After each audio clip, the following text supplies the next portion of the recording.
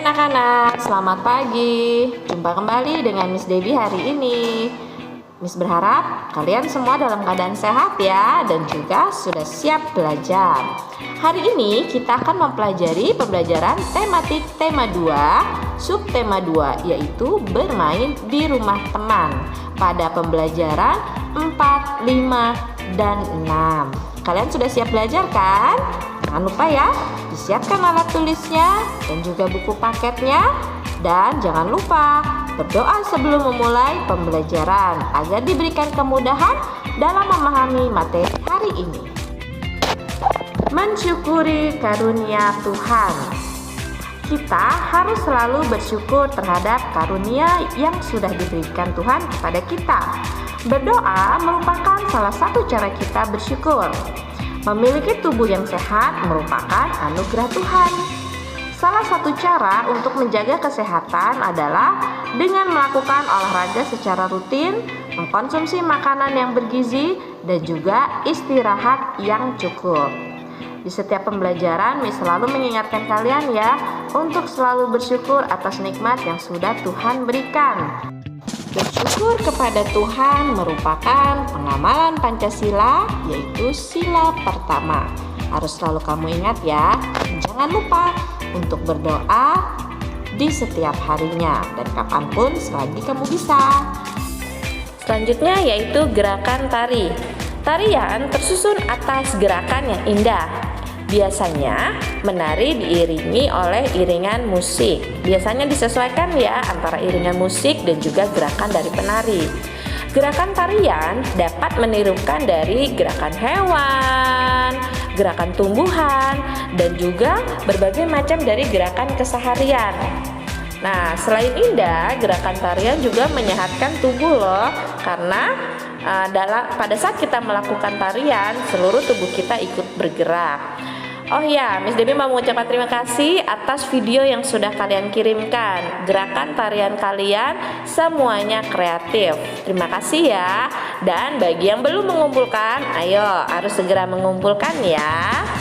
Jika kemarin gerakan kalian adalah memetik buah, lalu memungut buah yang jatuh di bawah, atau membawa buah ke keranjang, atau membawa buah sambil berjalannya berjinjit, berputar-putar. Nah, sekarang ada gerakan yang terbaru, yaitu gerakan dengan mengikuti gerak burung terbang. Nah, kamu perhatikan gambarnya ya. Di gambar ini tangannya pertama direntangkan.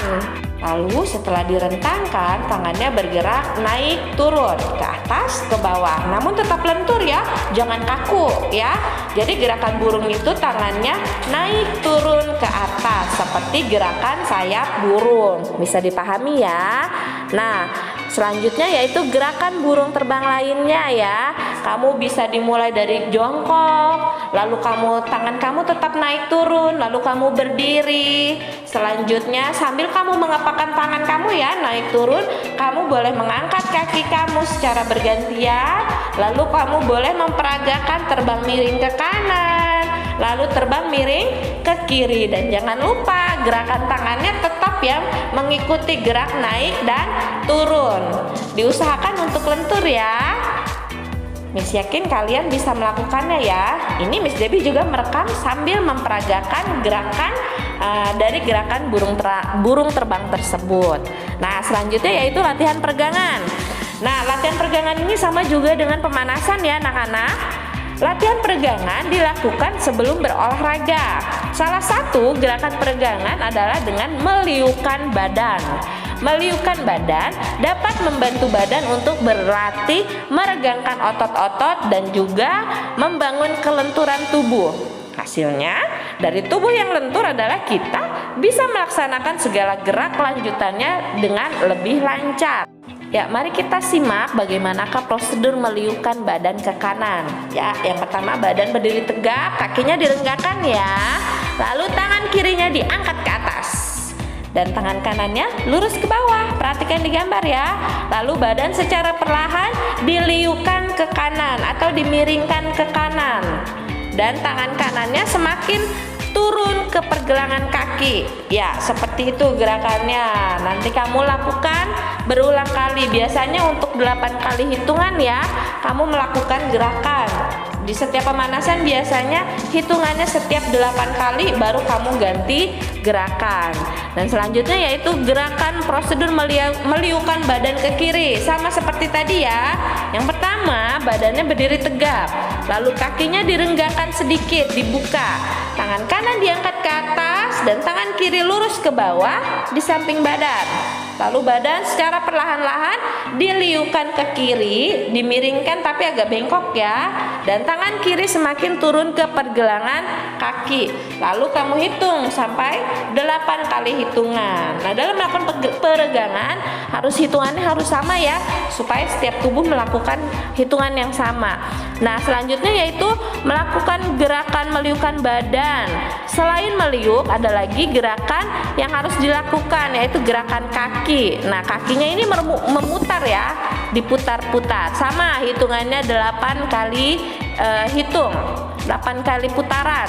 Lalu biasanya dibalik lagi, putar balik. Nah, kalian lakukan secara bergantian. Itu merupakan contoh dari peregangan. Nanti kita bisa coba bersama-sama ya. Selanjutnya yaitu perubahan wujud benda. Di pembelajaran sebelumnya Miss sudah kasih tahu ya bahwa benda dapat berubah wujud apabila diberi tindakan seperti ditekan. Contohnya plastisin atau juga tanah liat. Saat kamu mau membuat karya atau membuat benda dari tanah liat, itu kita harus menekan-nekan terlebih dahulu tanah liatnya ya. Lalu dipukul. Benda bisa berubah jika dipukul, bisa jadi penyok atau dibakar. Benda bisa berubah wujud apabila dibakar. Kertas yang dibakar akan menjadi abu. Dipotong, jadi kayu yang panjang bisa berubah bentuk menjadi potongan kayu yang kecil, atau kayu bisa berubah bentuk menjadi kursi. Lalu dibanting, contohnya ya gelas yang utuh kalau dibanting bisa pecah, piring pun bisa pecah ya. Jadi perubahan wujud benda dapat berubah apabila diberi tindakan seperti yang sudah Miss jelaskan tadi ya.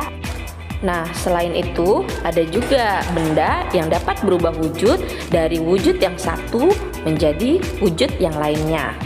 Contohnya benda cair menjadi padat, atau benda padat menjadi cair, atau benda cair menjadi gas, atau benda padat menjadi gas.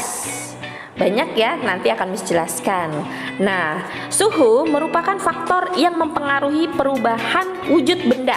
Harus diingat ya anak-anak. Jadi, perubahan suhu dapat menyebabkan perubahan wujud benda. Apalagi perubahan suhunya itu terjadi sangat ekstrim. Misalnya, suhunya sangat dingin atau sangat panas. Ya, jadi perubahan suhu merupakan faktor utama yang menyebabkan perubahan wujud benda. Ini adalah salah satu ilustrasinya ya. Apa yang terjadi saat gelas atau piring jatuh ke lantai? Nah, ini adalah merupakan satu tindakan ya yang kita berikan. Nah, gelas atau piring akan pecah. Bentuk gelas dan piring tidak lagi beraturan. Itu artinya gelas dan piring yang jatuh telah mengalami perubahan bentuk benda karena dikenai tindakan. Berikut ini adalah perubahan wujud benda. Yang pertama yaitu mencair. Mencair adalah perubahan benda padat menjadi cair karena dipanaskan. Nah, contoh yang sederhana yaitu kamu bisa menyediakan semangkuk es batu, lalu didiamkan beberapa saat. Apa yang akan terjadi? Es batu akan mencair dan berubah menjadi air. Itu adalah perubahan wujud dari benda padat menjadi cair. Selanjutnya yaitu membeku. Membeku adalah perubahan wujud benda cair menjadi benda padat karena didinginkan. Yang pertama, kita harus menuang air dalam cetakan es batu. Lalu kemudian masukkan cetakan itu ke dalam lemari pendingin atau kulkas. Kita diamkan beberapa saat. Setelah beberapa jam, air dalam cetakan akan berubah menjadi es batu. Itu adalah contoh perubahan dari benda cair menjadi benda padat. Yang ketiga yaitu mengembun. Mengembun adalah perubahan benda gas menjadi cair. Letakkan beberapa es batu ke dalam gelas, lalu diamkan beberapa saat. apa yang akan terjadi? Bagian luar gelas akan basah, bahkan berair. Nah, jadi menimbulkan titik-titik air. Hal ini karena es batu membuat gelas menjadi dingin, sehingga uap air di sekitar gelas yang berwujud gas akan menempel dan mencair menjadi titik-titik air. Itulah yang dinamakan dengan mengembun dari gas menjadi cair. Yang selanjutnya yaitu menguap. Menguap adalah perubahan benda cair menjadi gas. Contohnya, kamu memanaskan air dalam panci, kamu memasak air. Lama-kelamaan air yang terus direbus akan habis. Air akan habis dan berubah menjadi gas. Nah, itu yang disebut dengan menguap. Selanjutnya yaitu kamu mengamati benda-benda yang ada di gambar. Tugas kamu yaitu memberi tanda centang pada benda yang mengandung gas dan tanda silang untuk benda yang tidak memiliki kandungan gas di dalamnya. Sangat mudah ya. Kamu bisa lakukan ini di buku paket kamu. Kamu beri tanda centang dan juga tanda silang sesuai dengan instruksi yang diberikan. Selanjutnya kita mengerjakan perkalian ya. Ini kamu harus melakukannya perlahan-lahan ya. Perhatikan nomor 1. Contohnya ya, barisan pertama dikalikan dengan baris kedua. Yuk kita lakukan ya. 1 dikali 2 sama dengan 2. Sudah ada ya di sana ya. Lalu 2 dikali 2 sama dengan 4. Angka selanjutnya yaitu 3 dikali 2 sama dengan 6. Bisa ya, lanjut. 4 dikali 2 sama dengan 8. Dan yang terakhir yaitu 5 dikali 2 sama dengan 10. Mudah ya anak-anak, kita lanjut sekali lagi. Lanjut di perkalian 3 ya. Kita siap ya. Yang pertama yaitu 1 dikali 3 sama dengan 3. 2 dikali 3 sama dengan 6. Bisa ya? 3 dikali 3 sama dengan 9. 4 dikali 3 sama dengan 12. Dan yang terakhir yaitu 5 dikali 3 sama dengan 15. Maaf ya, hurufnya tidak sama besar kecilnya karena sulit untuk menyamakannya ya anak-anak. Nah, untuk selanjutnya kamu selesaikan ya sampai selesai di buku paket kalian ya. Nah, selanjutnya yaitu kita menyebutkan fungsi dari beberapa benda yang ada di sekitar kita. Seperti yang sudah Miss bahas sebelumnya ya, bahwa setiap benda memiliki fungsinya masing-masing. Nah, di gambar ini ada beberapa bentuk benda dan kamu diminta untuk menuliskan fungsinya masing-masing. Ada di halaman berikutnya ya, kamu lengkapi tabelnya. Miss kasih contoh ya. Yang pertama yaitu balon. Balon yang berisi gas. Fungsinya, kalau balon itu biasanya untuk pelengkap atau untuk permainan ya. Lalu ada payung. Fungsinya melindungi kita dari panas matahari dan juga hujan. Lalu ada bola. Bola yang memiliki fungsi untuk berolahraga. Nah, untuk benda yang lain kamu temukan fungsinya ya. Dan jangan lupa kamu lengkapi tabel yang ada di halaman berikutnya, yaitu berisi nama benda dan juga fungsinya masing-masing. Nah, berikutnya yaitu etika saat bertamu. Di catatan sebelumnya Miss Debbie hanya memberikan kalian beberapa ya. Nah, ini adalah beberapa etika yang bisa kamu lakukan saat kamu bertamu di rumah teman kamu. Nah, berikut ini adalah beberapa etika yang bisa kamu lakukan ya. Kamu bisa baca sendiri nanti ya, ada di buku paket kalian. Dan kalian harus ingat, jika bermain ke rumah teman, kalian harus bisa mematuhi beberapa etika saat bertamu. Nah, di gambar ini adalah cara atau hal-hal yang tidak boleh kamu lakukan saat kamu bermain di rumah teman kamu. Contohnya, kamu tidak boleh duduknya tidak sopan, atau kamu berdiri di atas kursi sambil berteriak-teriak, atau juga kamu mengetuk pintu dengan menggedor-gedor dengan keras, dan juga kamu berlarian di dalam rumah teman kamu. Itu tidak boleh ya anak-anak, dan jangan sampai kamu melakukannya. Dan selanjutnya itu hidup rukun. Hidup rukun adalah sikap menjaga hubungan baik dengan sesama, tidak bertengkar dengan orang lain, dan juga saling tolong menolong. Kita sudah mempelajari tentang hidup rukun ya, dan Miss yakin kalian sudah bisa menerapkannya di rumah. Selanjutnya adalah manfaat hidup rukun. Yang pertama yaitu tidak akan terjadi pertengkaran dan perselisihan. Yang kedua, menciptakan rasa persatuan dan juga kesatuan bangsa.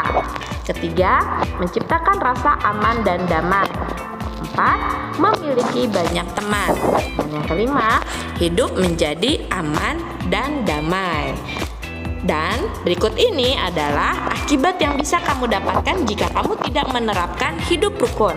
Yang pertama, selalu merasa takut. Yang kedua, dibenci oleh banyak orang. Tiga, hidup tidak nyaman dan juga tidak punya teman. Nah, sekarang kamu mau melaksanakan yang mana nih? Mau yang hidup rukun atau tidak rukun? Miss yakin kalian pasti akan memilih untuk menjadi pribadi yang selalu hidup rukun terhadap sesama, baik di rumah, di sekolah, maupun di lingkungan masyarakat. Demikianlah pembelajaran hari ini. Miss berharap kalian memahaminya ya. Dan jika ada yang belum kamu pahami, kamu boleh mengulang kembali video pembelajaran. Dan jangan lupa untuk selalu menghafal perkalian ya. Semangat selalu anak-anak. Sampai jumpa lagi. Terima kasih.